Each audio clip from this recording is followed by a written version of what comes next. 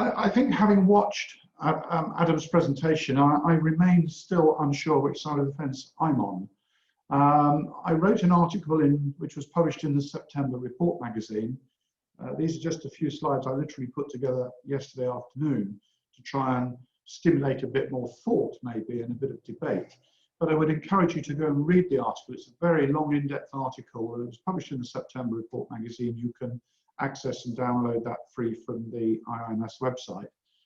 The article and this presentation also is called "The Elephant in the Room: What do remote surveys mean for the surveying profession?" And I think there is a fundamental challenge to surveyors, and I agree with Adam. I think IIMS is well placed to lead some of the education in this area. It's still very new, but I'm quite keen that we should be looking to put some modules together on this particularly interesting subject.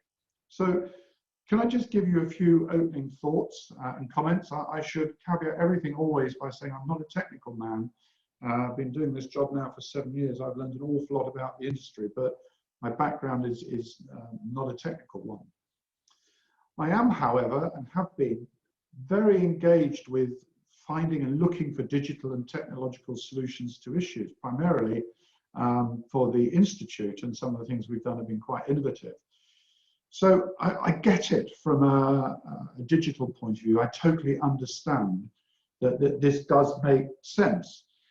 But I think the concept is a challenge for many surveyors around the world. And I suppose, if I'm honest, I worry if you are an independent surveyor taking instructions, you're working on your own, and some client says, "I'd like you to do a remote survey," I wonder how you might react to that. It's slightly different if you've got, shall I say, bigger budgets to invest in this kit. The class societies, which we'll look at in a minute, have been very much leading the way.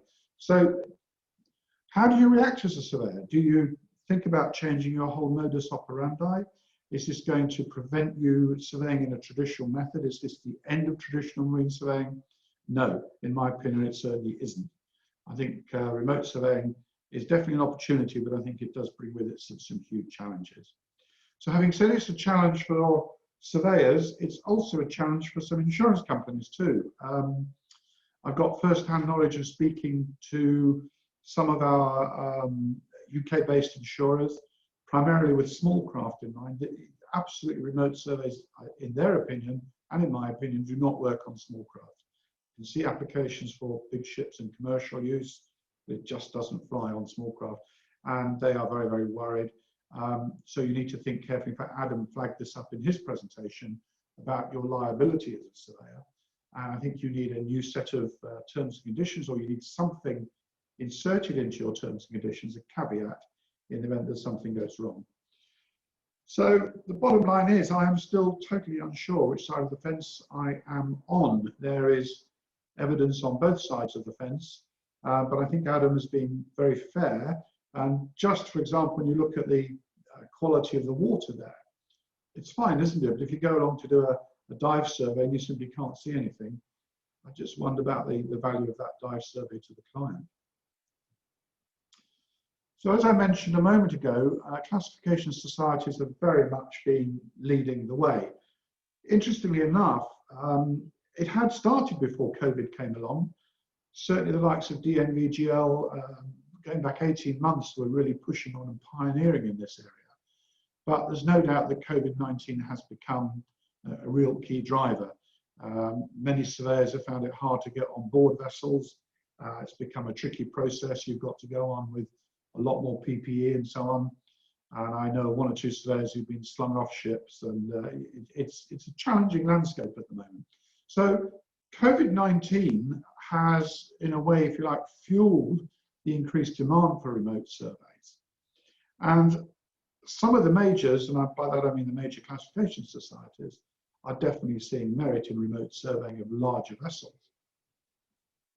DNVGL recently put out a press release to say they've now completed 20,000, yes, 20,000 remote surveys over the last 18 months. And as you've seen with Adam, and indeed there are one or two others I know, medium-sized survey companies are designing their own remote templates. But again, how do you as an independent surveyor deal with this? Or do you simply say to a client when someone comes along and says, well, can you do a remote survey?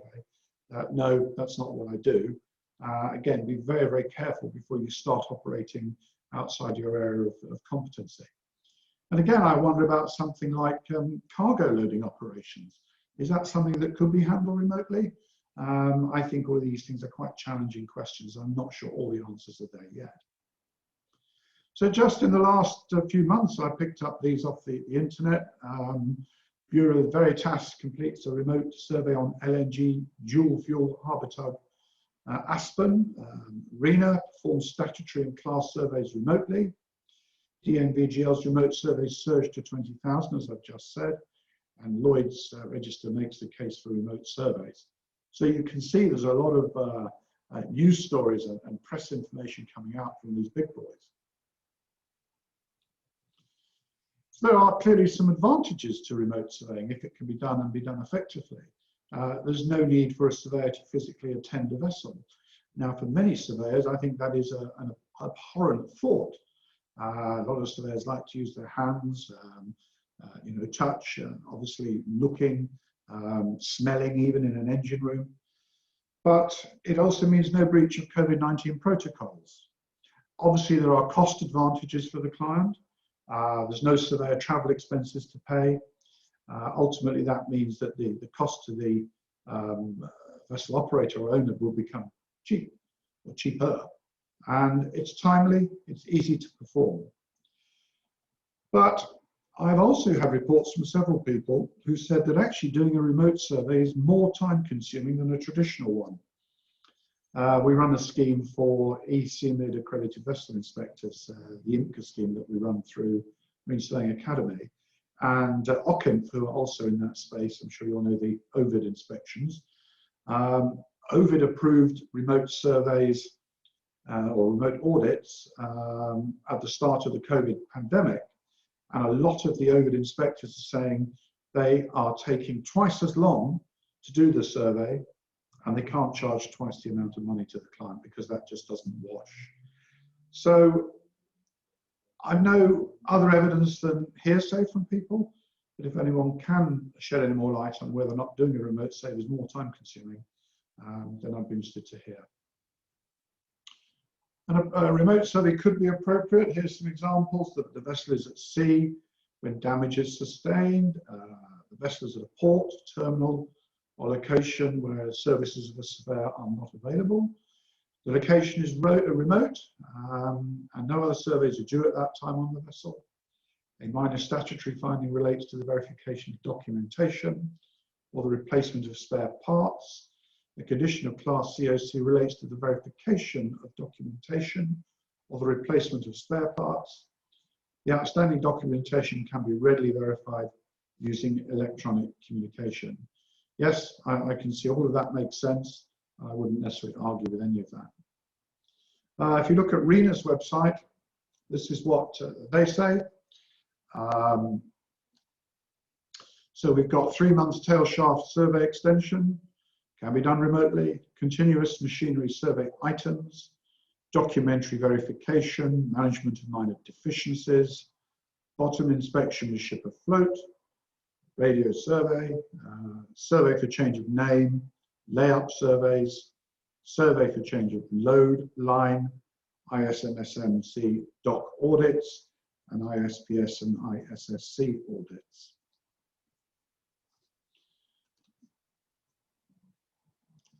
This sort of leads me on to the changing surveyor's tool. I mean, here on the left is perhaps some of the more traditional tools that a surveyor might have, all sorts of bits and pieces. But with remote surveying, the surveyor's toolkit looks rather different. Essentially, it's a smartphone and a laptop and a PC, or perhaps an iPad. It means that you're fundamentally changing the whole way of operating. And that's going to present a challenge, maybe not for the next generation of marine surveyors who come in, but if you're midway through your career as a surveyor and you are forced to go down, not forced, but you choose to go down the route of remote surveys, then your whole toolkit, if you like, is going to change. So what will tomorrow's marine surveyor look like? If this is here to stay, and I agree with Adam, the cat is out of the bag. I don't think there's any doubt that remote surveys after COVID-19 are going to be a permanent fixture, and probably a growing one too. So will the industry be looking for people who come from a different education background? Well, perhaps that's true, possibly. Are they going to be required to have a completely different skill set? Are they going to have an in-depth understanding of IT, maybe? Because let's face it, you're going to be using essentially IT kit. And is there going to be a different route into the profession as a consequence? Well, again, perhaps. No more dirty hands. Some surveyors might say that's a great thing. You haven't got to get your hands dirty. Others, I know, will be shocked, because I know they like to use their hands. They like to run their hands over bits of material and feel, touch and feel. So yes, no more dirty hands for sure.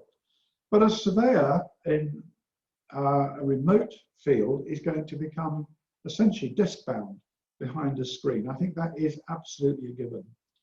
And for many of what I would call the more traditional surveyors, I can't see them wanting to do that. I don't think that's why they were drawn into the profession. So you may well find that the people who operate remote surveys are slightly different type of creature to what I would call a more traditional marine surveyor. So what about a replacement for practical sea time? Surely there's no way that you could let someone who's not a master or a chief engineer loose on the end of this camera. And I think, again, Adam made a very good point. In the case of the vessels he was seeing, he knew the vessels.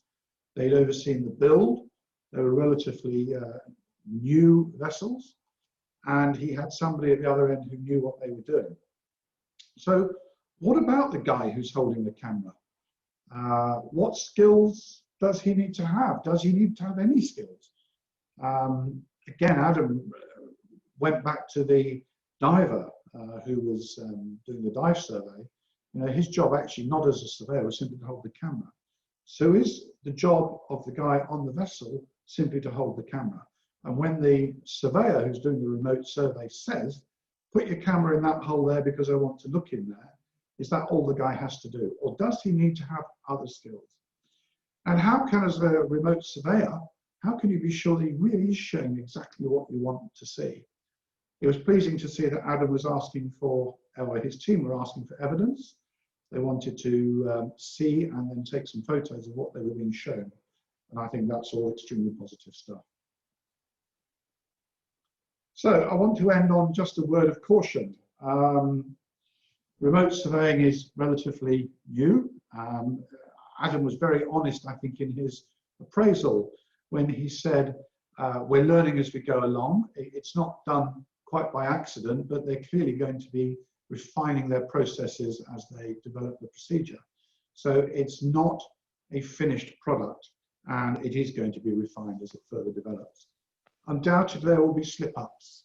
And it may be that those slip-ups are the things that start to cause people to look differently. I'm not aware yet that there's been anything particularly that's gone wrong with a remote survey. There's certainly nothing appeared yet in a court environment. There's been no litigation at this point. But if you do go down this route, I would really encourage you to make sure you caveat in your report extremely well.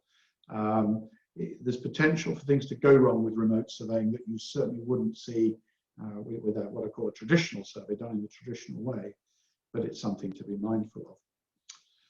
So that's all I wanted to say. I don't have answers for you. I hope that gives you a little bit of an overview. I would encourage you, as I said, to do go and read the article. There's a lot more content. It's a 7-page article from memory, so 4,500 words on the subject. And I'd welcome any feedback that you have.